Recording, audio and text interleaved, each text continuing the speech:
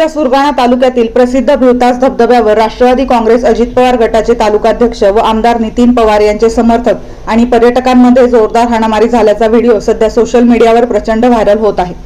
8 जुलैला ही हाणामारी झाल्याचे कळते। याबाबत दोन्ही गटाकडून दावे प्रतिदावे केले जात आहेत। आमदार नितीन पवार यांच्या पत्नी व जिल्हा परिषदेच्या माजी अध्यक्षा जयश्री पवार व त्यांचे पुत्र ऋषिकेश पवार महिलांसह भिवतास धबधब्यावर फिरण्यासाठी गेले होते।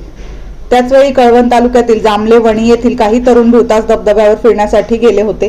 परिसरातील रस्त्यांची दयनीय अवस्थेबाबत या तरुणांनी विचारणा केली असता त्याचा राग धरून राष्ट्रवादी काँग्रेस तालुकाध्यक्ष व त्यांच्या समर्थकांनी त्या तरुणांवर लाठ्याकाठ्यांनी मारहाण केल्याचा आरोप होत आहे।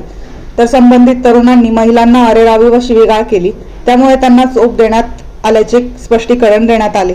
दरम्यान दोन्ही गटावर प्रशासन व पोलिसांकडून कोणतीही अधिकृत कारवाई करण्यात आली नाही। मात्र मारहाणीच्या व्हिडिओची सध्या जोरदार चर्चा होत आहे।